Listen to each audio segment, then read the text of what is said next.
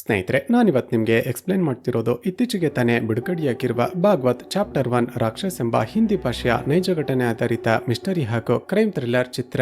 ಈ ಸೀರೀಸ್ ಅನ್ನ ನೋಡಿದ ನಂತರ ಇದು ಕರ್ನಾಟಕದ ಯಾವ ಸೀರಿಯಲ್ ಕಿಲ್ಲರ್ ನ ಕೇಸ್ಗೆ ಮ್ಯಾಚ್ ಆಗುತ್ತೆ ಅಂತ ಕೆಳಗಡೆ ಕಮೆಂಟ್ ಮಾಡಿ. ಕಾನ್ಸೆಪ್ಟ್ ಏನಂದ್ರೆ, ಉತ್ತರ ಪ್ರದೇಶದಲ್ಲಿ 18 ರಿಂದ 20 ವರ್ಷ ವಯಸ್ಸಿನ ಒಬ್ಬಳು ಹುಡುಗಿ ಒಂದು ರಾತ್ರಿ ನಿಗೂಢವಾಗಿ ಕಾಣೆಯಾಗ್ತಾಳೆ. ಮೊದಲಿಗೆ ಎಲ್ಲರೂ ಆ ಹುಡುಗಿ ತಾನು ಪ್ರೀತಿ ಮಾಡ್ತಿದ್ದ ಹುಡುಗನ ಜೊತೆ ಓಡಿ ಹೋಗಿರ್ಬೋದು ಅಂತ ಅಂದುಕೊಂಡಿರ್ತಾರೆ. ಅದೇ ಸಮಯಕ್ಕೆ ತಾನು ಅರೆಸ್ಟ್ ಮಾಡಿದ್ದ ಒಬ್ಬ ಕ್ರಿಮಿನಲ್ಗೆ ಸರಿಯಾಗಿ ಹೊಡೆದು ಅವನ ಕೈಕಾಲನ್ನ ಮುರಿದಿದ್ದ ಅನ್ನೋ ಕಾರಣಕ್ಕೆ ಚಿತ್ರದ ಹೀರೋ ಆಗಿರುವ ಪೊಲೀಸ್ ಆಫೀಸರ್ ಭಗವತ್ ನನ್ನ ಪೊಲೀಸ್ ಡಿಪಾರ್ಟ್ಮೆಂಟ್ ಆ ಊರಿಗೆ ಟ್ರಾನ್ಸ್ಫರ್ ಮಾಡುತ್ತೆ. ಆ ಕೇಸ್ನ ಇನ್ವೆಸ್ಟಿಗೇಷನ್ ಶುರು ಮಾಡಿಕೊಂಡ ಭಗವತ್ ಮೊದಲಿಗೆ ಕಾಣೆಯಾಗಿರುವ ಆ ಹುಡುಗಿಯ ಮೊಬೈಲ್ ಹಿಸ್ಟರಿಯನ್ನ ಚೆಕ್ ಮಾಡುತ್ತಾನೆ. ನಂತರ ಆ ಹುಡುಗಿ ಯಾರ್ಯಾರ ಜೊತೆ ಕಾಂಟ್ಯಾಕ್ಟ್ ನಲ್ಲಿ ಇದ್ಲೋ ಅವರನ್ನೆಲ್ಲ ಹುಡುಕ್ತಾ ಹೋದ್ರೆ ಶಾಕಿಂಗ್ಲಿ ಈಗಾಗಲೇ ಸೇಮ್ ಪ್ಯಾಟರ್ನ್ ನಲ್ಲಿ 18 ಜನ ಹುಡುಗಿಯರು ನಿಗೂಢವಾಗಿ ಕಾಣೆಯಾಗಿರುತ್ತಾರೆ. ಹೀಗೆ ಕಾಣೆಯಾಗಿರುವ ಆ ಹುಡುಗಿಯರು ಬದುಕಿದ್ದಾರ ಸತ್ತಿದ್ದಾರ ಅಂತ ಕೂಡ ಯಾರಿಗೋ ಗೊತ್ತಿರೋದಿಲ್ಲ. ಸೊ ಚಿತ್ರದಲ್ಲಿ ಮುಂದೇನಾಯ್ತು? ಅಷ್ಟಕ್ಕೂ 19 ಜನ ಹುಡುಗಿಯರು ನಿಗೂಢವಾಗಿ ಕಾಣೆಯಾಗಿರೋದು ಯಾಕೆ? ಆಫೀಸರ್ ಭಗವತ್ ಈ ಕೇಸನ್ನ ಇನ್ವೆಸ್ಟಿಗೇಷನ್ ಮಾಡ್ತಾ ಹೋದ ಹಾಗೆ ರಿವೀಲ್ ಆಗುವ ಒಂದೊಂದೇ ಶಾಕಿಂಗ್ ಹಾಗೂ ಅನ್ಎಕ್ಸ್ಪೆಕ್ಟೆಡ್ ಟ್ವಿಸ್ಟ್ ಗಳಾದ್ರೂ ಏನೆಂಬುದನ್ನ ಈ ವಿಡಿಯೋದಲ್ಲಿ ನೋಡ್ತಾ ಹೋಗೋಣ. ಚಿತ್ರದ ಮೊದಲ ಸೀನ್ನಲ್ಲಿ 2009 ಉತ್ತರ ಪ್ರದೇಶದ ರಾಬರ್ಟ್ಸ್ಗಂಜ್ ಎಂಬ ಒಂದು ಊರನ್ನ ನೋಡ್ತೀವಿ. ಪೂನಂ ಎಂಬ ಒಬ್ಬಳು ಹುಡುಗಿ ಹೊರಗಡೆ ಹೋಗಿ ರಾತ್ರಿ ಹೊತ್ತಾದ್ರೂ ಇನ್ನೂ ಮನೆಗೆ ಬಂದಿಲ್ಲ ಅಂತ ಅವಳ ತಾಯಿ ಟೆನ್ಷನ್ ಆಗಿ ಪದೇ ಪದೇ ಕಾಲ್ ಮಾಡ್ತಿರ್ತಾಳೆ. ಹೀಗೆ ಎಷ್ಟೇ ಟ್ರೈ ಮಾಡಿದ್ರು ಕೂಡ ಆ ಹುಡುಗಿಯ ನಂಬರ್ ನಾಟ್ ರೀಚಬಲ್ ಬರ್ತಿರುತ್ತೆ. ಹೀಗೆ ಮಧ್ಯರಾತ್ರಿ ಆದ್ರೂ ಕೂಡ ಪೂನಂ ಎಲ್ಲಿಗೆ ಹೋದ್ಲೋ ಏನಾದ್ಲು ಅಂತಾನೆ ಗೊತ್ತಾಗ್ತಿರೋದಿಲ್ಲ. ಆ ಹುಡುಗಿಯ ತಂದೆ, ತಾಯಿ ಹಾಗೂ ಅಣ್ಣ ತುಂಬಾನೇ ಟೆನ್ಷನ್ ಆಗಿ ಎಲ್ಲ ಕಡೆ ಹುಡುಕೋದಕ್ಕೆ ಶುರು ಮಾಡ್ತಾರೆ. ಆಕೆಯ ಫ್ರೆಂಡ್ಸ್ ಗಳನ್ನ ವಿಚಾರಿಸಿ ಊರಿನ ಎಲ್ಲ ಕಡೆ ಹುಡುಕ್ತಾರೆ. ಆದ್ರೆ ಯಾರಿಗೂ ಪೂನಂ ಸಿಗೋದೇ ಇಲ್ಲ. ಪೂನಂಲ ಫ್ರೆಂಡ್ಸ್ ಗಳನ್ನ ಮತ್ತಷ್ಟು ವಿಚಾರಿಸಿದಾಗ ಆಕೆ ಅಬ್ದುಲ್ ಎಂಬ ಒಬ್ಬ ಹುಡುಗನನ್ನ ಪ್ರೀತಿ ಮಾಡ್ತಿದ್ಲು ಅಂತ ಗೊತ್ತಾಗುತ್ತೆ. ತಕ್ಷಣ ಪೂನಂಲ ಮನೆಯವರು ಹಾಗೂ ಸುತ್ತಮುತ್ತಲಿನ ಜನಗಳು ಅಬ್ದುಲ್ ನನ್ನ ಹುಡುಕೋದಕ್ಕೆ ಶುರು ಮಾಡ್ತಾರೆ. ಆತ ಸ್ಟೇ ಆಗಿದ್ದ ರೂಮ್ ನ ಬಳಿ ಬಂದು ವಿಚಾರಿಸಿದಾಗ ಅಬ್ದುಲ್ ಕೂಡ ಆ ದಿನ ಮಧ್ಯಾಹ್ನನೇ ಮುಂಬೈಗೆ ಹೊರಟು ಹೋದ ಅಂತ ಗೊತ್ತಾಗುತ್ತೆ. ಹಾಗಾದ್ರೆ ಪೂನಂ ಅವನ ಜೊತೆನೆ ಮನೆ ಬಿಟ್ಟು ಓಡಿ ಹೋಗಿದ್ದಾಳೆ ಅಂತ ಊರಲ್ಲಿ ಹಿಂದೂ ಮುಸ್ಲಿಂ ಗಲಾಟೆ ಶುರುವಾಗುತ್ತೆ. ಮತ್ತೊಂದು ಕಡೆ ತಾನು ಅರೆಸ್ಟ್ ಮಾಡಿದ್ದ ಕ್ರಿಮಿನಲ್ಗೆ ಸರಿಯಾಗಿ ಹೊಡೆದು ಅವನ ಕೈಕಾಲನ್ನ ಮುರಿದಿದ್ದ ಅಂತ ಚಿತ್ರದ ಹೀರೋ ಆಗಿರುವ ಪೊಲೀಸ್ ಆಫೀಸರ್ ಭಗವತ್ಗೆ ಅವನ ಹೈಯರ್ ಆಫೀಸರ್ಗಳು ಬೈತಿರೋದನ್ನ ನೋಡ್ತೀವಿ. ಸ್ನೇಹಿತರೆ, ಈ ಭಗವತ್ ತುಂಬಾನೇ ಸ್ಟ್ರಿಕ್ಟ್ ಹಾಗೂ ಸ್ಟ್ರೈಟ್ ಫಾರ್ವರ್ಡ್ ಆಫೀಸರ್ ಆಗಿರ್ತಾನೆ. ಯಾರಾದ್ರೂ ಕ್ರಿಮಿನಲ್ ತಪ್ಪು ಮಾಡಿ ಇವನ ಕೈಗೆ ಸಿಕ್ಕಿ ಹಾಕಿಕೊಂಡ್ರೆ ಮೊದಲಿಗೆ ಅವರಿಗೆ ಸರಿಯಾಗಿ ಹೊಡೆದು ಪನಿಷ್ ಮಾಡ್ತಿರ್ತಾನೆ. ಇವನ ಹೈಯರ್ ಆಫೀಸರ್ಗಳು ಈ ಹಿಂದೆ ಕೂಡ ಆ ರೀತಿ ಮಾಡ್ಬೇಡ ಅಂತ ಹಲವಾರು ಬಾರಿ ವಾರ್ನ್ ಮಾಡಿರ್ತಾರೆ. ಆದ್ರೆ ಭಗವತ್ ಮಾತ್ರ ಪದೇ ಪದೇ ತಾನು ಅರೆಸ್ಟ್ ಮಾಡುವ ಕ್ರಿಮಿನಲ್ ಗಳಿಗೆ ಸರಿಯಾಗಿ ಹೊಡೆದು ಆಗಾಗ ಎನ್ಕ್ವೈರಿಗೆ ಹಾಜರಾಗ್ತಿರ್ತಾನೆ. ಈ ಬಾರಿ ಭಗವತ್ಗೆ ಸರಿಯಾಗಿ ಬುದ್ಧಿ ಕಲಿಸಬೇಕು ಅಂತ ಇವನನ್ನ ಆ ಪೂನಂ ಮಿಸ್ಸಿಂಗ್ ಆಗಿರುವ ಅದೇ ಊರಿಗೆ ಟ್ರಾನ್ಸ್ಫರ್ ಮಾಡ್ತಾರೆ. ಸ್ನೇಹಿತರೆ, ಭಗವತ್ತೀಗ ಟ್ರಾನ್ಸ್ಫರ್ ಆಗಿರುವ ಊರು ಅಂದ್ರೆ ಪೂನಂ ಮಿಸ್ಸಿಂಗ್ ಆಗಿರುವ ಆ ಊರಲ್ಲಿ ಸಣ್ಣ ಪುಟ್ಟ ವಿಷಯಕ್ಕೂ ಕೂಡ ಎರಡು ಧರ್ಮಗಳ ಮಧ್ಯ ದೊಡ್ಡ ದೊಡ್ಡ ಗಲಾಟೆಗಳಾಗ್ತಿರುತ್ತವೆ. ಇಲ್ಲಿಗೆ ಸೀನ್ ಕಟ್ಟಾಗಿ ಮರುದಿನ ಸಾಯಂಕಾಲ ಭಗವತ್ ತನ್ನ ಹೆಂಡತಿ ಹಾಗೂ ಮಗಳನ್ನ ಕರೆದುಕೊಂಡು ತಾನು ಟ್ರಾನ್ಸ್ಫರ್ ಆಗಿರುವ ಆ ರಾಬರ್ಟ್ಸ್ಗಂಜ್ ಎಂಬ ಊರಿಗೆ ಬರ್ತಾನೆ. ಆ ಊರಲ್ಲಿ ಪೂನಂ ಹಾಗೂ ಅಬ್ದುಲ್ ಓಡಿ ಹೋದ್ರು ಅಂತ ಎರಡು ಧರ್ಮಗಳ ಮಧ್ಯ ದೊಡ್ಡ ಗಲಾಟೆ ಆಗ್ತಿತ್ತಲ್ವಾ. ಈಗ ಪರಿಸ್ಥಿತಿಯನ್ನ ಕಂಟ್ರೋಲ್ ಮಾಡೋದಕ್ಕೆ ಆ ಊರಲ್ಲಿ 144 ಸೆಕ್ಷನ್ ಅನ್ನ ಹಾಕಿರ್ತಾರೆ. ಭಗವತ್ ಆ ಊರಿಗೆ ಬರ್ತಿದ್ದ ಹಾಗೆ ಅಷ್ಟಕ್ಕೂ ಆ ಊರಲ್ಲಿ ಯಾಕೆ 144 ಸೆಕ್ಷನ್ ಅನ್ನ ಹಾಕಿದ್ದಾರೆ ಅಂತ ಸಬ್ ಇನ್ಸ್ಪೆಕ್ಟರ್ ನನ್ನ ವಿಚಾರಿಸ್ತಾನೆ. ಆ ಸಬ್ ಇನ್ಸ್ಪೆಕ್ಟರ್ ನಡೆದದ್ದನ್ನೆಲ್ಲ ಎಕ್ಸ್ಪ್ಲೇನ್ ಮಾಡಿ, ಸರ್, ಆ ಪೂನಂ ಮನೆ ಬಿಟ್ಟು ಓಡಿ ಹೋಗುವಾಗ ಮನೆಯಲ್ಲಿದ್ದ ಒಡವೆಗಳನ್ನ ಹಾಗೂ 5,000 ರೂಪಾಯಿ ಕ್ಯಾಶ್ ಅನ್ನ ಕದ್ದು ಎಸ್ಕೇಪ್ ಆಗಿದ್ದಾಳೆ. ಸುತ್ತಮುತ್ತಲಿನ ಜನಗಳನ್ನ ವಿಚಾರಿಸಿದಾಗ ರಾತ್ರಿ ಹೊತ್ತು ಎಲ್ಲರೂ ಮಲಗಿದ ಮೇಲೆ ಪೂನಂ ಟೆರೆಸ್ಗೆ ಬಂದು ತುಂಬಾ ಹೊತ್ತು ಯಾರದ ಜೊತೆ ಮಾತನಾಡ್ತಿದ್ಲು ಅಂತ ಹೇಳಿದ್ರು. ಮತ್ತಷ್ಟು ವಿಚಾರಿಸಿದಾಗ ಆ ಪೂನಂ ಅಬ್ದುಲ್ ಎಂಬ ಒಬ್ಬ ಹುಡುಗನನ್ನ ಪ್ರೀತಿ ಮಾಡ್ತಿದ್ಲು ಅಂತ ಗೊತ್ತಾಯ್ತು. ಇದೇ ವಿಷಯಕ್ಕೆ ಎರಡು ಧರ್ಮಗಳ ಮಧ್ಯ ಗಲಾಟೆಯಾಗಿ ಕರ್ಫ್ಯೂ ಹಾಕಿದ್ದೀವಿ ಸರ್ ಅಂತ ಹೇಳ್ತಾನೆ. ಅದಕ್ಕೆ ಭಗವತ್, ಸರಿ, ಆ ಹುಡುಗಿ ಯಾರ ಜೊತೆ ಮಾತನಾಡ್ತಿದ್ಲು ಆ ನಂಬರ್ನ ಕಂಪ್ಲೀಟ್ ಕಾಲ್ ಹಿಸ್ಟರಿಯನ್ನ ತೆಗೆದುಕೊಂಡು ಬನ್ನಿ ಅಂತ ಹೇಳ್ತಾನೆ. ಇಲ್ಲಿಗೆ ಸೀನ್ ಕಟ್ಟಾಗಿ ಮರುದಿನ ಬೆಳಿಗ್ಗೆ ಭಗವತ್ ಆ ಪೂನಂನ ಮನೆಯವರನ್ನ ಸ್ಟೇಷನ್ಗೆ ಕರೆಸ್ತಾನೆ. ಆ ಹುಡುಗಿಯ ತಂದೆ ಅಳುತ್ತಾ, ಸರ್, ನನ್ನ ಮಗಳು ಕಾಣಿಯಾಗಿ ಈಗಾಗಲೇ 10 ದಿನಗಳು ಕಳೆದು ಹೋಗಿವೆ. ಪೊಲೀಸರು ನೋಡಿದ್ರೆ ನನ್ನ ಮಗಳೇ ಆ ಹುಡುಗನ ಜೊತೆ ಓಡಿ ಹೋಗಿದ್ದಾಳೆ ಅಂತ ಈ ಕೇಸನ್ನ ಇಗ್ನೋರ್ ಮಾಡ್ತಿದ್ದಾರೆ. ದಯವಿಟ್ಟು ನೀವಾದ್ರೂ ನನ್ನ ಮಗಳು ಎಲ್ಲಿದ್ದಾಳೆ, ಆಕೆಗೆ ಏನಾಯ್ತು ಅಂತ ಪತ್ತೆ ಮಾಡಿ ಅಂತ ಬೇಡಿಕೊಳ್ತಾನೆ. ಅದಕ್ಕೆ ಭಗವತ್ ಸಮಾಧಾನ ಮಾಡ್ತಾ ಇನ್ನು 15 ದಿನಗಳ ಒಳಗೆ ನಿಮ್ಮ ಮಗಳನ್ನ ಹುಡುಕಿಕೊಂಡು ಬರ್ತೀನಿ ಅಂತ ಪ್ರಾಮಿಸ್ ಮಾಡ್ತಾನೆ. ಇಲ್ಲಿಗೆ ಈ ಸೀನ್ ಕಟ್ ಆಗಿ ನಂತರದ ಸೀನಲ್ಲಿ ಅದೇ ಉತ್ತರ ಪ್ರದೇಶದ ಬನಾರಸ್ ಎಂಬ ಊರಲ್ಲಿ ಮೀರಾ ಎಂಬ ಒಬ್ಬಳು ಹುಡುಗಿಯನ್ನ ನೋಡ್ತೀವಿ. ಮೀರಾ ಎಂದಿನಂತೆ ಕಾಲೇಜ್ಗೆ ಹೋಗ್ತಿರುವಾಗ ಆಕೆ ಓಡಿಸ್ತಿದ್ದ ಸೈಕಲ್ ಸ್ಕಿಡ್ ಆಗಿ ಕೆಳಗಡೆ ಬೀಳ್ತಾಳೆ. ಆಗ ಅಲ್ಲೇ ಇದ್ದ ಸಮೀರ್ ಎಂಬ ಒಬ್ಬ ಹುಡುಗ ಓಡಿ ಬಂದು ಆಕೆಗೆ ಸಹಾಯ ಮಾಡಿ ಸ್ಮೈಲ್ ಮಾಡ್ತಾನೆ. ಅಂದಿನಿಂದ ಆ ಸಮೀರ್ ಮೀರಾ ಕಾಲೇಜ್ಗೆ ಹೋಗ್ತಿರುವಾಗ ಅದೇ ದಾರಿಯಲ್ಲಿ ವೇಟ್ ಮಾಡಿ ಏನಾದ್ರೂ ಒಂದು ರೀಸನ್ ಹೇಳಿ ಆಕೆಯನ್ನ ಮಾತನಾಡಿಸೋದಕ್ಕೆ ಪ್ರಯತ್ನ ಪಡ್ತಿರ್ತಾನೆ. ಮೀರಾ ಕೂಡ ಸಮೀರ್ನನ್ನ ನೋಡಿ ಸ್ಮೈಲ್ ಮಾಡ್ತಿರ್ತಾಳೆ. ಹಾಗೂ ಇಲ್ಲಿಗೆ ಈ ಸೀನ್ ಕಟ್ ಆಗುತ್ತೆ. ಮತ್ತೊಂದು ಕಡೆ ಭಗವತ್ ಆ ಹುಡುಗಿ ಪೂನಂ ರಾತ್ರಿ ಎಲ್ಲ ಯಾರದ್ದು ಜೊತೆ ಫೋನ್ ನಲ್ಲಿ ಮಾತನಾಡ್ತಿದ್ಲು ಅಂತ ಹೇಳಿದ್ರಲ್ವಾ. ಆಕೆಯ ಕಾಲ್ ಹಿಸ್ಟರಿಯನ್ನ ಚೆಕ್ ಮಾಡಿದಾಗ ಆಕೆ ಎಲ್ಲರೂ ಮಲಗಿದ ನಂತರ ತುಂಬಾ ಹೊತ್ತು ಪ್ರವೀಣ್ ಎಂಬ ಒಬ್ಬ ವ್ಯಕ್ತಿಯ ಜೊತೆ ಮಾತನಾಡ್ತಿದ್ಲು ಅಂತ ಗೊತ್ತಾಗುತ್ತೆ. ತಕ್ಷಣ ಆ ಹುಡುಗಿಯ ಮನೆಯವರನ್ನ ಸ್ಟೇಷನ್ಗೆ ಕರೆಸಿ ಎನ್ಕ್ವೈರಿ ಮಾಡ್ತಾನೆ. ಆದ್ರೆ ಅವರಿಗೆ ಪ್ರವೀಣ್ ಎಂಬ ಯಾವ ಹುಡುಗ ಕೂಡ ಗೊತ್ತೇ ಇರೋದಿಲ್ಲ. ನಂತರ ಅಷ್ಟಕ್ಕೂ ಆ ಪ್ರವೀಣ್ ಯಾರು ಅಂತ ವಿಚಾರಿಸಿದಾಗ ಆತ ಒಂದು ಇಟ್ಟಿಗೆ ಫ್ಯಾಕ್ಟರಿಯಲ್ಲಿ ಕೂಲಿ ಮಾಡುವ ವ್ಯಕ್ತಿ ಅಂತ ಗೊತ್ತಾಗುತ್ತೆ. ತಕ್ಷಣ ಭಗವತ್ ಪ್ರವೀಣ್ ಇದ್ದ ಜಾಗಕ್ಕೆ ಹೋಗಿ ಪೂನಂಲ ಫೋಟೋವನ್ನ ತೋರಿಸಿ ಈ ಹುಡುಗಿ ಎಲ್ಲಿ, ಈಕೆಗೆ ಏನ್ ಮಾಡಿದೆ ಅಂತ ಹೆದರಿಸಿ ವಿಚಾರಿಸ್ತಾನೆ. ಹೆದರಿಕೊಂಡ ಪ್ರವೀಣ್, ಸರ್ ಯಾವ ಪೂನಂ ಬಗ್ಗೆ ವಿಚಾರಿಸ್ತಿದ್ದೀರಾ? ಅಷ್ಟಕ್ಕೂ ಈ ಹುಡುಗಿ ಯಾರು ಅಂತಾನೆ ನನಗೆ ಗೊತ್ತಿಲ್ಲ. ಅಷ್ಟಕ್ಕೂ ನೀವು ವಿಚಾರಿಸ್ತಿರುವ ಆ ಮೊಬೈಲ್ ನಂಬರ್ ಅನ್ನ ನನ್ನ ತಂಗಿ ಕೌಸಲ್ಯ ಯೂಸ್ ಮಾಡ್ತಿದ್ಲು ಅಂತ ಹೇಳ್ತಾನೆ. ಸರಿ, ನಿನ್ನ ತಂಗಿ ಕೌಸಲ್ಯ ಈಗ ಎಲ್ಲಿದ್ದಾಳೆ ಅಂತ ವಿಚಾರಿಸಿದಾಗ ಆ ಪ್ರವೀಣ್ ಒಂದು ಟ್ವಿಸ್ಟ್ ಅನ್ನ ರಿವೀಲ್ ಮಾಡ್ತಾನೆ. ಅದೇನಂದ್ರೆ ಇವನ ತಂಗಿ ಕೌಸಲ್ಯ 6 ತಿಂಗಳ ಹಿಂದೆನೆ ಕಾಣೆಯಾಗಿದ್ದು ಪೊಲೀಸರಿಗೆ ಕಂಪ್ಲೇಂಟ್ ಕೊಟ್ಟರು ಕೂಡ ಯಾವುದೇ ಯೂಸ್ ಆಗಿರೋದಿಲ್ಲ. ಇವನ ಮಾತುಗಳನ್ನ ಕೇಳಿದ ಭಗವತ್ ಹಾಗೂ ಸಬ್ ಇನ್ಸ್ಪೆಕ್ಟರ್ಗೆ ಶಾಕ್ ಆಗುತ್ತೆ. ಮತ್ತೊಂದು ಕಡೆ ಅಸಮೀರ್ ಈಗ ಮೀರಾಗೆ ಪ್ರಪೋಸ್ ಮಾಡಿ ಇಬ್ಬರು ಪ್ರೀತಿ ಮಾಡ್ತಿರೋದನ್ನ ನೋಡ್ತೀವಿ. ಒಂದು ದಿನ ಇಬ್ಬರು ನದಿ ಬಳಿ ಇದ್ದ ಒಂದು ದೇವಸ್ಥಾನದ ಬಳಿ ಬಂದು ಮಾತನಾಡ್ತಾ ಕೂತಿರ್ತಾರೆ. ಆಗ ಇವರಿಬ್ಬರು ಬೇರೆ ಬೇರೆ ಧರ್ಮಕ್ಕೆ ಸೇರಿದವರು ಅಂತ ಗೊತ್ತಾಗ್ತಿದ್ದ ಹಾಗೆ ಅಲ್ಲಿದ್ದ ಜನಗಳು ಸಮೀರ್ಗೆ ಸರಿಯಾಗಿ ಹೊಡಿತಾರೆ. ಹಾಗೂ ಮೀರಾಗೆ ತಕ್ಷಣ ಅಲ್ಲಿಂದ ಹೋಗೋದಕ್ಕೆ ಹೇಳಿ ಆ ಸಮೀರ್ನ ಮುಖಕ್ಕೆ ಮಸಿಯನ್ನ ಬಳಿತಾರೆ. ಸಮೀರ್ಗೆ ಹೀಗಾಯ್ತಲ್ಲ ಅಂತ ಮೀರಾ ತುಂಬಾನೇ ಎಮೋಷನಲ್ ಆಗಿ ಅಳ್ತಾಳೆ. ಮತ್ತೊಂದು ಕಡೆ ಭಗವತ್ ಹಾಗೂ ಅವನ ಟೀಮ್ ಈಗ ಪೂನಂ ಹಾಗೂ ಕೌಸಲ್ಯ ಇಬ್ಬರ ಮಿಸ್ಸಿಂಗ್ ಕೇಸ್ ಅನ್ನ ಇನ್ವೆಸ್ಟಿಗೇಟ್ ಮಾಡೋದಕ್ಕೆ ಶುರು ಮಾಡ್ತಾರೆ. ಕೌಸಲ್ಯ ಮಿಸ್ಸಿಂಗ್ ಆಗೋದಕ್ಕೂ ಮುಂಚೆ ಯಾರ ಜೊತೆ ಹೆಚ್ಚಾಗಿ ಮಾತನಾಡ್ತಿದ್ಲು ಅಂತ ಚೆಕ್ ಮಾಡಿದಾಗ ಇಬ್ಬರು ಬೇರೆ ಬೇರೆ ಹುಡುಗಿಯರ ಜೊತೆ ಮಾತನಾಡ್ತಿದ್ಲು ಅಂತ ಗೊತ್ತಾಗುತ್ತೆ. ತಕ್ಷಣ ಅವರಿಬ್ಬರು ಯಾರು ಅಂತ ಚೆಕ್ ಮಾಡಿದ್ರೆ ಶಾಕಿಂಗ್ಲಿ ಅವರಿಬ್ಬರು ಕೂಡ ಹಲವು ತಿಂಗಳಿನಿಂದ ಕಾಣೆಯಾಗಿದ್ದಾರೆ ಅಂತ ಗೊತ್ತಾಗುತ್ತೆ. ಮಿಸ್ಸಿಂಗ್ ಆಗಿರುವ ಪೂನಂಲನ್ನ ಹುಡುಕೋದಕ್ಕೆ ಅಂತ ಬಂದ್ರೆ ಸೇಮ್ ಅದೇ ಪ್ಯಾಟರ್ನ್ ಅಲ್ಲೇ ಇನ್ನು 3 ಹುಡುಗಿಯರು ಮಿಸ್ಸಿಂಗ್ ಆಗಿದ್ದಾರಲ್ಲ ಅಂತ ಭಗವತ್ಗೆ ತುಂಬಾನೇ ಶಾಕ್ ಆಗುತ್ತೆ. ತಕ್ಷಣ ಆ ಇಬ್ಬರು ಹುಡುಗಿಯರ ನಂಬರ್ ಅನ್ನ ಚೆಕ್ ಮಾಡಿದ್ರೆ ಅವರು ಕೂಡ ಬೇರೆ ಬೇರೆ ಹುಡುಗಿಯರ ಜೊತೆ ರಾತ್ರಿ ಹೊತ್ತು ಮಾತನಾಡ್ತಿರ್ತಾರೆ. ನಂತರ ಆ ಹುಡುಗಿಯರ ನಂಬರ್ ಅನ್ನ ಚೆಕ್ ಮಾಡಿದ್ರೆ ಶಾಕಿಂಗ್ಲಿ ಅವರು ಕೂಡ ಮಿಸ್ಸಿಂಗ್ ಆಗಿದ್ದಾರೆ ಅಂತ ಗೊತ್ತಾಗುತ್ತೆ. ತಕ್ಷಣ ಉತ್ತರ ಪ್ರದೇಶದ ಎಲ್ಲ ಸ್ಟೇಷನ್ ಗಳಲ್ಲಿ ಚೆಕ್ ಮಾಡಿದಾಗ ಶಾಕಿಂಗ್ಲಿ 10 ರಿಂದ 15 ಜನ ಹುಡುಗಿಯರು ಇದೇ ರೀತಿ ಮಿಸ್ಸಿಂಗ್ ಆಗಿದ್ದಾರೆ ಅಂತ ಗೊತ್ತಾಗುತ್ತೆ. ಹಾಗೂ ಮಿಸ್ಸಿಂಗ್ ಆಗಿರುವ ಎಲ್ಲ ಹುಡುಗಿಯರ ಮನೆಯವರು ಕೂಡ ಪ್ರೀತಿ ಮಾಡ್ತಿರುವ ಹುಡುಗನ ಜೊತೆ ತಮ್ಮ ಮಗಳು ಓಡಿ ಹೋಗಿದ್ದಾಳೆ ಅಂತಾನೆ ಅಂದುಕೊಂಡಿರ್ತಾರೆ. ಈಗ ಭಗವತ್ನ ಮುಂದೆ ಒಂದರ ಬದಲಿಗೆ 10 ರಿಂದ 15 ಜನ ಹುಡುಗಿಯರ ಮಿಸ್ಸಿಂಗ್ ಕೇಸ್ಗಳು ಬಂದಿರುತ್ತವೆ. ಕಾಣೆಯಾಗಿರುವ ಇಷ್ಟು ಜನ ಹುಡುಗಿಯರಿಗೆ ಏನಾದ್ರೂ ಒಂದು ಕಾಮನ್ ಕನೆಕ್ಷನ್ ಇದ್ದೇ ಇರುತ್ತೆ ಅಂತ ಮತ್ತಷ್ಟು ಇನ್ವೆಸ್ಟಿಗೇಷನ್ ಜಾಸ್ತಿ ಮಾಡ್ತಾನೆ. ಈಗ ಚೆಕ್ ಮಾಡಿದಾಗ ಮೊಟ್ಟ ಮೊದಲಿಗೆ ಸಿಕ್ರಿ ಎಂಬ ಒಂದು ಊರಲ್ಲಿ ಹಲವಾರು ಜನ ಹುಡುಗಿಯರು ಇದೇ ರೀತಿ ಮಿಸ್ಸಿಂಗ್ ಆಗಿದ್ರು ಅಂತ ಗೊತ್ತಾಗುತ್ತೆ. ಹೀಗಿರುವಾಗ್ಲೇ ಒಂದು ದಿನ ಆ ಊರಲ್ಲಿ ದೀಪಾವಳಿ ಹಬ್ಬ ಆಚರಣೆ ಮಾಡ್ತಿದ್ದಾಗ ಒಂದು ಗುಡಿಸಲಿಗೆ ಬೆಂಕಿ ಬಿದ್ದು ಅದರ ಒಳಗಡೆ ಮಿಸ್ಸಿಂಗ್ ಆಗಿರುವ ಹುಡುಗಿಯರ ಬಟ್ಟೆಗಳು ಸಿಕ್ಕಿರುತ್ತವೆ. ಅದನ್ನ ನೋಡಿದ ಊರಿನ ಜನಗಳು ಯಾರೋ ವಾಮಾಚಾರ ಮಾಡೋದಕ್ಕೆ ಹುಡುಗಿಯರನ್ನ ಬಲಿ ಕೊಟ್ಟಿದ್ದಾರೆ ಅಂದುಕೊಂಡು ಸುಮ್ಮನಾಗಿರ್ತಾರೆ. ಎಲ್ಲಿಗೆ ಸೀನ್ ಕಟ್ಟಾಗಿ ಮರುದಿನ ಬೆಳಿಗ್ಗೆ ಇದುವರೆಗೂ ಮಿಸ್ಸಿಂಗ್ ಆಗಿರುವ ಎಲ್ಲ ಹುಡುಗಿಯರ ಮನೆಗೆ ಹೋಗಿ ಏನಾದ್ರೂ ಎವಿಡೆನ್ಸ್ ಗಳು ಸಿಗುತ್ತಾ ಅಂತ ಚೆಕ್ ಮಾಡೋದಕ್ಕೆ ಹೇಳ್ತಾನೆ. ಆಗ ಮಿಸ್ಸಿಂಗ್ ಆಗಿರುವ ಒಬ್ಬಳು ಹುಡುಗಿಯ ಮನೆಯಲ್ಲಿ ಕವಿತಾ ಶಾಸ್ತ್ರಿ ಎಂಬ ಒಬ್ಬಳು ಫೋಟೋಗ್ರಾಫರ್ ಮಹಿಳೆಯ ನಂಬರ್ ಸಿಗುತ್ತೆ. ಈಗ ಆ ಕವಿತಾಳ ಮೊಬೈಲ್ ಹಿಸ್ಟರಿಯನ್ನ ಚೆಕ್ ಮಾಡಿದಾಗ ಮನವಾಡಿ ಎಂಬ ಒಂದು ಪ್ರದೇಶದಿಂದ ಆಕೆಗೆ ಪದೇ ಪದೇ ಕಾಲ್ ಬರ್ತಿರುತ್ತೆ. ಆ ಮನವಾಡಿ ಎಂಬ ಪ್ರದೇಶ ರೆಡ್ ಲೈಟ್ ಏರಿಯಾ ಆಗಿದ್ದು ಭಗವತ್ ತಕ್ಷಣ ಅಲ್ಲಿಗೆ ಹೋಗಿ ರೈಡ್ ಮಾಡ್ತಾನೆ. ಆದ್ರೆ ಅಲ್ಲಿ ಕವಿತಾ ಆಗ್ಲಿ ಆಕೆ ಬಗ್ಗೆ ಗೊತ್ತಿರೋರಾಗ್ಲಿ ಯಾರು ಕೂಡ ಇರೋದಿಲ್ಲ. ಇಲ್ಲಿಗೆ ಸೀನ್ ಕಟ್ಟಾಗಿ ಮತ್ತೊಂದು ಕಡೆ ಸಮೀರ್ ಮೀರಾಗೆ ಮನೆಯಲ್ಲಿ ಮಾತಾಡಿ ಮದ್ವೆ ಆಗೋಣ ಅಂತ ಡಿಸ್ಕಸ್ ಮಾಡ್ತಿರ್ತಾನೆ. ಅದಕ್ಕೆ ಮೀರಾ ಸರಿ ಆದಷ್ಟು ಬೇಗ ನನ್ನ ಮನೆಯಲ್ಲಿ ಮಾತನಾಡ್ತೀನಿ ಅಂತ ಹೇಳ್ತಾಳೆ. ಇಲ್ಲಿಗೆ ಸೀನ್ ಕಟ್ಟಾಗಿ ಮರುದಿನ ಬೆಳಿಗ್ಗೆ ಕೊನೆಗೂ ಪೊಲೀಸರು ಹುಡುಕ್ತಿರುವ ಕವಿತಾಳ ಮನೆ ಸಿಗುತ್ತೆ. ಈಗ ಭಗವತ್ ನೀನು ಪದೇ ಪದೇ ಕಾಲ್ ಮಾಡ್ತಿದ್ದ ಹುಡುಗಿ ನಿಗೂಢವಾಗಿ ಮಿಸ್ಸಿಂಗ್ ಆಗಿದ್ದಾಳೆ, ಆಕೆಗೆ ಏನ್ ಮಾಡಿದೆ ಅಂತ ಹೆದರಿಸಿ ವಿಚಾರಿಸ್ತಾನೆ. ಈಗ ಕವಿತಾ ಹೇಳೋದೇನಂದ್ರೆ, ಸರ್ ನನ್ನ ಗಂಡ ಇತ್ತೀಚೆಗೆ ಒಂದು ರೋಡ್ ಆಕ್ಸಿಡೆಂಟ್ ನಲ್ಲಿ ಸತ್ತು ಹೋದ್ರು.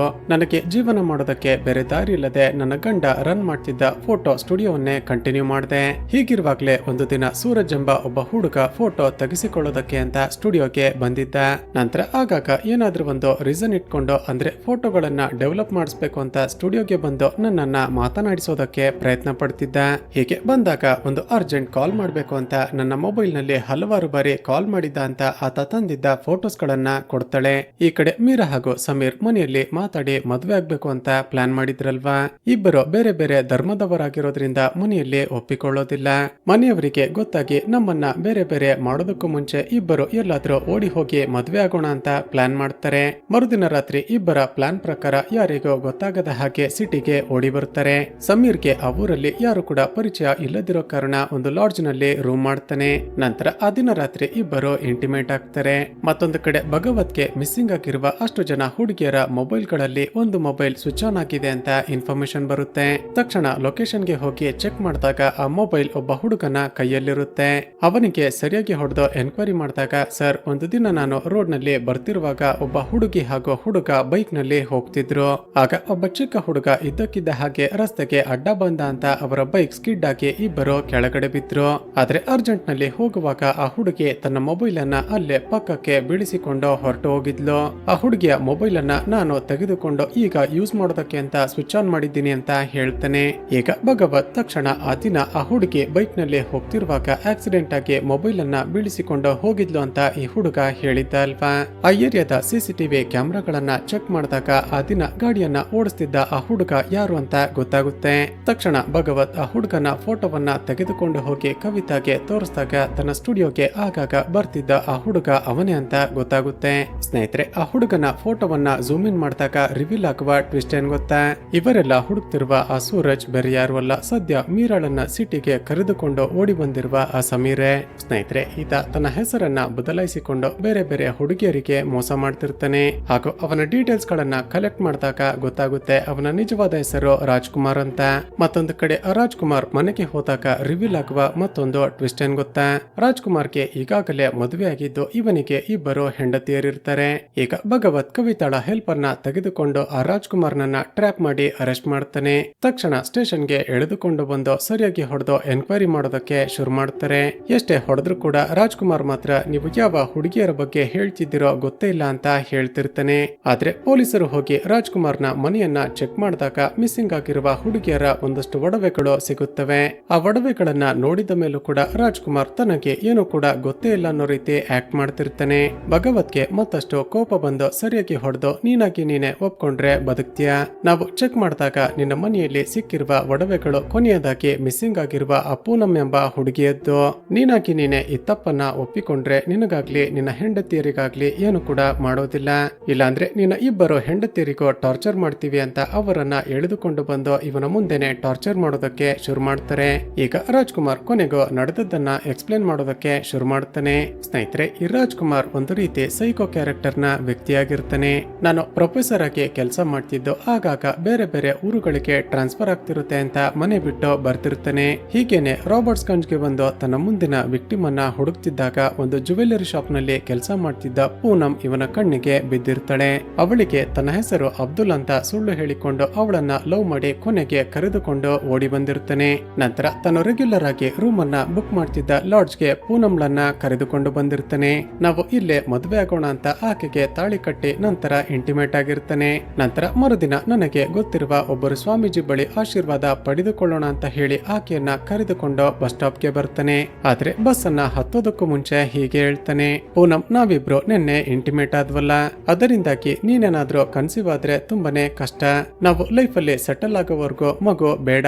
ಈ ಆಯುರ್ವೇದಿಕ್ ಟ್ಯಾಬ್ಲೆಟ್ ಅನ್ನ ತಗೋ. ಒಂದು ವೇಳೆ ನೀನು ಕನ್ಸೀವ್ ಆಗುವ ಚಾನ್ಸಸ್ ಇದ್ರು ಅದೇ ಆಟೋಮೆಟಿಕಲಿ ಅಬೋಷನ್ ಆಗುತ್ತೆ ಅಂತ ಹೇಳ್ತಾನೆ. ಸರಿ ಅಂತ ಪೂನಂ ರಾಜ್ಕುಮಾರ್ ಹೇಳಿದ ಹಾಗೆ ಪಬ್ಲಿಕ್ ವಾಶ್ರೂಮ್ಗೆ ಬಂದು ಡೋರ್ ಅನ್ನ ಲಾಕ್ ಮಾಡ್ಕೊಂಡು ಆತ ಕೊಟ್ಟಿದ್ದ ಆ ಟ್ಯಾಬ್ಲೆಟ್ ಅನ್ನ ನುಂಗ್ತಾಳೆ. ಸ್ನೇಹಿತರೆ, ಅಷ್ಟಕ್ಕೂ ರಾಜ್ಕುಮಾರ್ ಕೊಟ್ಟಿರೋದು ಆಯುರ್ವೇದಿಕ್ ಟ್ಯಾಬ್ಲೆಟ್ ಅಲ್ಲ, ಬದಲಿಗೆ ಅದೊಂದು ಸೈನೈಡ್ ನ ಟ್ಯಾಬ್ಲೆಟ್. ಆ ಟ್ಯಾಬ್ಲೆಟ್ ಅನ್ನ ನುಂಗ್ತಿದ್ದ ಹಾಗೇನೆ ಪೂನಂ ಒದ್ದಾಡಿ ಅಲ್ಲೇ ಸತ್ತು ಹೋಗ್ತಾಳೆ. ಸ್ನೇಹಿತರೆ, ಸೇಮ್ ಇದೇ ಪ್ಯಾಟರ್ನ್ ಅಲ್ಲೇ ಈ ಸೈಕೋ ರಾಜ್ಕುಮಾರ್ ಇದುವರೆಗೂ ಒಟ್ಟು 19 ಜನ ಹುಡುಗಿಯರನ್ನ ಸಾಯಿಸಿರ್ತಾನೆ. ಆ ಹುಡುಗಿಯರು ಪಬ್ಲಿಕ್ ವಾಶ್ರೂಮ್ ನಲ್ಲಿ ಸತ್ತು ಹೋದ್ರು ಅಂತ ಕನ್ಫರ್ಮ್ ಆಗ್ತಿದ್ದ ಹಾಗೆ ಅವರ ಬಳಿ ಇದ್ದ ದುಡ್ಡು, ಒಡವೆ ಹಾಗೂ ಮೊಬೈಲ್ ಗಳನ್ನ ತೆಗೆದುಕೊಂಡು ಮನೆಗೆ ಬರ್ತಿರ್ತಾನೆ. ಇವನ ಸ್ಟೇಟ್ಮೆಂಟ್ ಕೇಳಿದ ಭಗವತ್ ಹಾಗೂ ಬೇರೆ ಪೊಲೀಸರಿಗೆ ತುಂಬಾನೇ ಶಾಕ್ ಆಗುತ್ತೆ. ಈಗ ಕೊನೆಯದಾಗಿ ಮಿಸ್ಸಿಂಗ್ ಆಗಿದ್ದ ಪೂನಂ ಕೂಡ ಸತ್ತೋದ್ಲು ಅಂತ ಗೊತ್ತಾಗ್ತಿದ್ದ ಹಾಗೆ ಅವಳ ತಂದೆ ತಾಯಿಗೆ ಇನ್ಫಾರ್ಮ್ ಮಾಡ್ತಾನೆ. ತಮ್ಮ ಮಗಳು ಸತ್ತೋದ್ಲು ಅಂತ ಗೊತ್ತಾಗಿ ಅವರೆಲ್ಲ ತುಂಬಾನೇ ಅಳುತ್ತಾರೆ. ಈಗ ಪ್ರೆಸೆಂಟ್ ನಲ್ಲಿ ಮೀರಾಳನ್ನ ಈತ ಕರೆದುಕೊಂಡು ಓಡಿ ಬಂದಿದ್ದ ಅಲ್ವಾ. ಆಕೆಗೂ ಕೂಡ ಸೇಮ್ ಪ್ಯಾಟರ್ನ್ ಅನ್ನೇ ಫಾಲೋ ಮಾಡಿ ಬಸ್ ಸ್ಟಾಪ್ ಗೆ ಕರೆದುಕೊಂಡು ಹೋಗಿ ಸೈನೈಡ್ ನ ಟ್ಯಾಬ್ಲೆಟ್ ಅನ್ನ ಕೊಟ್ಟು ಸಾಯಿಸಿರ್ತಾನೆ. ಸ್ನೇಹಿತರೆ, ಈಗ ಭಗವತ್ ಈ ಸೈಕೋ ರಾಜ್ಕುಮಾರ್ ನನ್ನ ಅರೆಸ್ಟ್ ಏನೋ ಮಾಡಿರ್ತಾನೆ. ಆದ್ರೆ ಅವನ ವಿರುದ್ಧ ಯಾವುದೇ ಪ್ರಾಕ್ಟಿಕಲ್ ಎವಿಡೆನ್ಸ್ ಗಳೇ ಸಿಕ್ಕಿರೋದಿಲ್ಲ. ಹಾಗೂ ಎಜುಕೇಟೆಡ್ ಆಗಿದ್ದ ಈ ರಾಜ್ಕುಮಾರ್ ತನ್ನ ಪರವಾಗಿ ತಾನೇ ಕೇಸನ್ನ ವಾದ ಮಾಡ್ತೀನಿ ಅಂತ ಸ್ಟೇಟ್ಮೆಂಟ್ ಕೊಡ್ತಾನೆ. ಈಗ ಕೋರ್ಟ್ ನಲ್ಲಿ ಇವನ ಕೇಸ್ ನ ವಿಚಾರಣೆ ಶುರುವಾಗುತ್ತೆ. ಈತ ಪೂನಂ ಎಂಬ ಹುಡುಗಿಯನ್ನ ಕರೆದುಕೊಂಡು ಹೋಗಿ ಬಸ್ ಸ್ಟಾಪ್ ನಲ್ಲಿದ್ದ ವಾಶ್ರೂಮ್ ನಲ್ಲಿ ಸೈನೈಡ್ ಕೊಟ್ಟು ಸಾಯಿಸಿದ್ದ ಅಲ್ವಾ. ಬಸ್ ಸ್ಟಾಪ್ ನಲ್ಲಿ ಇವನನ್ನ ಹಾಗೂ ಪೂನಂಲನ್ನ ಒಟ್ಟಿಗೆ ನೋಡಿದ್ದ ಒಬ್ಬ ಅಂಗಡಿಯ ಓನರ್ ಸಾಕ್ಷಿ ಹೇಳ್ತಾನೆ. ಆದ್ರೆ ಈತ ವಾದ ಮಾಡೋದೇನಂದ್ರೆ, ಸರ್, ನಾನು ಹಾಗೂ ಪೂನಂ ಇಬ್ಬರು ಪರಸ್ಪರ ಪ್ರೀತಿ ಮಾಡ್ತಿದ್ವಿ. ಆದ್ರೆ ಕಾರಣಾಂತರಗಳಿಂದಾಗಿ ನನಗೆ ಪೂನಂಲನ್ನ ಮದ್ವೆ ಆಗೋದಕ್ಕೆ ಇಷ್ಟವಿರ್ಲಿಲ್ಲ. ಆಕೆ ಆ ದಿನ ನನ್ನನ್ನ ಮೀಟ್ ಮಾಡೋದಕ್ಕೆ ಅಂತ ಬಸ್ ಸ್ಟಾಪ್ ಗೆ ಬಂದಿದ್ದೇನೋ ನಿಜಾನೇ. ಆದ್ರೆ ಆಕೆಯನ್ನ ನಾನು ಕೊಲೆ ಮಾಡಿಲ್ಲ. ನಾನು ಈ ಕೊಲೆಗಳನ್ನ ಮಾಡಿದ್ದೀನಿ ಅಂತ ಹೇಳೋದಕ್ಕೆ ಪೊಲೀಸರ ಬಳಿ ಯಾವುದೇ ಎವಿಡೆನ್ಸ್ ಗಳು ಇಲ್ಲ ಅಂತ ವಾದ ಮಾಡ್ತಾನೆ. ಹಾಗೂ ಒಂದು ವೇಳೆ ನಾನೇ ಆ ಹುಡುಗಿಯರ ಸಾವಿಗೆ ಕಾರಣ ಆಗಿದ್ರೆ ಅವರು ವಾಶ್ರೂಮ್ ನ ಒಳಗಡೆ ಹೋಗಿ ಡೋರ್ ಅನ್ನ ಯಾಕೆ ಲಾಕ್ ಮಾಡ್ತಿದ್ರು? ಇದರರ್ಥ ಆ ಹುಡುಗಿಯರು ತಾವಾಗಿ ತಾವೇ ಆತ್ಮಹತ್ಯೆ ಮಾಡಿಕೊಂಡಿದ್ದಾರೆ ಹೊರತು ಅದಕ್ಕೆ ನಾನು ಕಾರಣ ಅಲ್ಲ ಅಂತ ವಾದ ಮಾಡ್ತಾನೆ. ಸ್ನೇಹಿತರೆ, ಇದರರ್ಥ ಈ ರಾಜ್ಕುಮಾರ್ ಮುಂದೊಂದು ದಿನ ತಾನು ಪೊಲೀಸರ ಕೈಗೆ ಸಿಕ್ಕಿ ಹಾಕಿಕೊಂಡ್ರೆ ಅವರಿಗೆ ಯಾವುದೇ ಎವಿಡೆನ್ಸ್ ಗಳು ಸಿಗಬಾರ್ದು ಅಂತ ಇಷ್ಟೆಲ್ಲ ಪ್ಲಾನ್ ಮಾಡಿರ್ತಾನೆ. ಈಗ ರಾಜ್ಕುಮಾರ್ ಯಾವುದೇ ಹುಡುಗಿಯ ಸಾವಲ್ಲೂ ಕೂಡ ಡೈರೆಕ್ಟ್ ಆಗಿ ಇನ್ವಾಲ್ವ್ ಆಗಿಲ್ಲ ಅಂತ ಜಡ್ಜ್ ಅವನಿಗೆ ಬೇಲ್ ಕೊಡ್ತಾರೆ. ಈ ಸೈಕೋ ರಾಜ್ಕುಮಾರ್ಗೆ ಬೇಲ್ ಸಿಕ್ಕಿದ್ದನ್ನ ನೋಡಿದ ಭಗವತ್ಗೆ ತುಂಬಾನೇ ಕೋಪ ಬರುತ್ತೆ. ಹೇಗಾದ್ರೂ ಮಾಡಿ ಪ್ರಾಪರ್ ಎವಿಡೆನ್ಸ್ ಗಳನ್ನ ಕಲೆಕ್ಟ್ ಮಾಡಿ ಈ ರಾಜ್ಕುಮಾರ್ಗೆ ಮರಣ ದಂಡನೆ ಕೊಡಿಸಲೇಬೇಕು ಅಂತ ಮತ್ತಷ್ಟು ಇನ್ವೆಸ್ಟಿಗೇಷನ್ ಅನ್ನ ಸ್ಟ್ರಾಂಗ್ ಮಾಡ್ತಾನೆ. ಈಗ ಭಗವತ್ಗೆ ಒಂದು ವಿಷಯ ಫ್ಲಾಶ್ ಆಗುತ್ತೆ. ಈ ರಾಜ್ಕುಮಾರ್ ಹುಡುಗಿಯರ ಜೊತೆ ಇಂಟಿಮೇಟ್ ಆದ ನಂತರ ಅವರನ್ನ ಸಾಯಿಸೋದಕ್ಕೆ ಅಂತ ಸೈನೈಡ್ ಅನ್ನ ಯೂಸ್ ಮಾಡ್ತಿದ್ದ ಅಲ್ವಾ. ತಕ್ಷಣ ಸಿಟಿಯ ಎಲ್ಲ ಜುವೆಲ್ಲರಿ ಶಾಪ್ ಗಳಿಗೆ ಪೊಲೀಸರನ್ನ ಕಳಿಸಿ ವಿಚಾರಿಸೋದಕ್ಕೆ ಹೇಳ್ತಾನೆ. ಆಗ ಚಿನ್ನದ ಒಡವೆಗಳನ್ನ ಮಾಡೋದಕ್ಕೆ ಅಂತ ಯೂಸ್ ಮಾಡುವ ಸೈನೈಡ್ ಅನ್ನ ಇವನಿಗೆ ಸಪ್ಲೈ ಮಾಡ್ತಿದ್ದೆ ಅಂತ ಅಥರ್ವ ಎಂಬ ಒಬ್ಬ ಅಂಗಡಿಯ ಮಾಲೀಕ ಒಪ್ಪಿಕೊಳ್ತಾನೆ. ಭಗವತ್ ತಕ್ಷಣ ಇವನನ್ನ ಕರೆದುಕೊಂಡು ಹೋಗಿ ಕೋರ್ಟ್ ನಲ್ಲಿ ಸಾಕ್ಷಿ ಹೇಳಿಸ್ತಾನೆ. ಆದ್ರೆ ರಾಜ್ಕುಮಾರ್ ಇವನಿಗೂ ಕೂಡ ಏನೇನೋ ಪ್ರಶ್ನೆಗಳನ್ನ ಕೇಳಿ ಈತ ಹೆದರಿಕೊಳ್ಳುವ ಹಾಗೆ ಮಾಡಿಬಿಡ್ತಾನೆ. ಹೀಗೆ ಹಲವು ತಿಂಗಳುಗಳು ಕಳೆದ್ರೂ ಕೂಡ ರಾಜ್ಕುಮಾರ್ ತನಗೆ ಯಾವುದೇ ಶಿಕ್ಷೆ ಆಗದ ಹಾಗೆ ವಾದ ಮಾಡ್ತಾ ಎಸ್ಕೇಪ್ ಆಗ್ತಿರ್ತಾನೆ. ಈಗ ಎಷ್ಟೇ ಪ್ರಯತ್ನ ಪಟ್ಟರು ಕೂಡ ಆ ರಾಜ್ಕುಮಾರ್ಗೆ ಶಿಕ್ಷೆಯನ್ನ ಕೊಡಿಸೋದಕ್ಕೆ ಸಾಧ್ಯವಾಗ್ತಿಲ್ವಲ್ಲ ಅಂತ ಭಗವತ್ಗೆ ತುಂಬಾನೇ ತಲೆ ಕೆಡುತ್ತೆ. ಈಗ ಭಗವತ್ ಮತ್ತೆ ಕೇಸ್ಗಳು ರಿಜಿಸ್ಟರ್ ಆಗಿದ್ದ ಎಲ್ಲ ಪೊಲೀಸ್ ಸ್ಟೇಷನ್ಗೆ ಹೋಗಿ ಆ ಹುಡುಗಿಯರ ಡೀಟೇಲ್ಸ್ ಗಳನ್ನ ಮತ್ತೊಮ್ಮೆ ಚೆಕ್ ಮಾಡಿಸ್ತಾನೆ. ಆಗ 19 ಜನ ಹುಡುಗಿಯರಲ್ಲಿ ಶಾಲು ಎಂಬ ಒಬ್ಬಳು ಹುಡುಗಿ ಮಾತ್ರ ವಾಶ್ರೂಮ್ಗೆ ಹೋಗಿ ಅಸೈನೈಡ್ ಅನ್ನ ತಿಂದಿದ್ರು ಕೂಡ ಬದುಕಿದ್ದಾಳೆ ಅಂತ ಗೊತ್ತಾಗುತ್ತೆ. ಆ ಶಾಲು ಅಸೈನೈಡ್ ನ ಟ್ಯಾಬ್ಲೆಟ್ ಅನ್ನ ನುಂಗೋದಕ್ಕೂ ಮುಂಚೆ ಅನುಮಾನ ಬಂದು ಅದನ್ನ ಲಿಕ್ ಮಾಡಿರ್ತಾಳೆ. ಅದನ್ನ ಲಿಕ್ ಮಾಡ್ತಿದ್ದ ಹಾಗೇನೆ ಶಾಲು ಸುಮಾರು 40 ದಿನಗಳ ಕಾಲ ಕೋಮಾಗೆ ಹೊರಟೋಗಿರ್ತಾಳೆ. ತಕ್ಷಣ ಭಗವತ್ ಶಾಲುಗೆ ಟ್ರೀಟ್ಮೆಂಟ್ ಕೊಟ್ಟಿದ್ದ ಡಾಕ್ಟರ್ ಬಳಿ ಹೋಗಿ ಆಕೆ ಡೀಟೇಲ್ಸ್ ಗಳನ್ನ ಕಲೆಕ್ಟ್ ಮಾಡಿಕೊಳ್ತಾನೆ. ತಕ್ಷಣ ಭಗವತ್ ಶಾಲುಳನ್ನ ಮೀಟ್ ಮಾಡೋದಕ್ಕೆ ಅಂತ ಹೋದಾಗ ಮತ್ತೊಂದು ಟ್ವಿಸ್ಟ್ ರಿವೀಲ್ ಆಗುತ್ತೆ. ಸ್ನೇಹಿತರೆ, ಆ ಶಾಲು ಬೇರೆ ಯಾರು ಅಲ್ಲ, ಸ್ವಲ್ಪ ಸಮಯದ ಮುಂಚೆ ನಾವು ನೋಡಿದ್ದ ಮೀರಾ. ಹಾಗೂ ಶಾಲು ಮತ್ತೆ ರಾಜ್ಕುಮಾರ್ನ ಲವ್ ಸ್ಟೋರಿಯನ್ನ ನೋಡಿದ್ವಲ್ವಾ, ಅದೆಲ್ಲ ಕೂಡ 2 ವರ್ಷಗಳ ಹಿಂದೆ ನಡೀತಿದ್ದ ಒಂದು ಫ್ಲಾಶ್ ಬ್ಯಾಕ್ ಆಗಿರುತ್ತೆ. ಶಾಲು ಆ ದಿನ ವಾಶ್ರೂಮ್ಗೆ ಹೋದಾಗ ಈತ ಕೊಟ್ಟಿದ್ದ ಟ್ಯಾಬ್ಲೆಟ್ ಅನ್ನ ನುಂಗದೆ ಬಚಾವಾಗಿರ್ತಾಳೆ. ನಂತರ ಮತ್ತೆ ರಾಜ್ಕುಮಾರ್ನ ಕೈಗೆ ಸಿಗ್ಬಾರ್ದು ಅಂತ ಬೇರೆ ಊರಿಗೆ ಹೋಗಿ ತನ್ನ ಹೆಸರನ್ನ ಬದಲಾಯಿಸಿಕೊಂಡು ಜೀವನ ಮಾಡ್ತಿರ್ತಾಳೆ. ಈಗ ಮೀರಾ ಕೊನೆಗೂ ಕೋರ್ಟ್ಗೆ ಬಂದು ನಡೆದದ್ದನ್ನೆಲ್ಲ ಸಾಕ್ಷಿ ಹೇಳ್ತಾಳೆ. ಆ ಮೂಲಕ ಕೊನೆಗೂ ಹಲವಾರು ವರ್ಷಗಳ ವಿಚಾರಣೆಯ ನಂತರ ಕೊನೆಗೂ ರಾಜ್ಕುಮಾರ್ಗೆ ಮರಣದಂಡನೆ ಶಿಕ್ಷೆಯಾಗುತ್ತೆ. ಹಾಗೂ ಇಲ್ಲಿಗೆ ಈ ಚಿತ್ರ ಮುಕ್ತಾಯವಾಗುತ್ತೆ.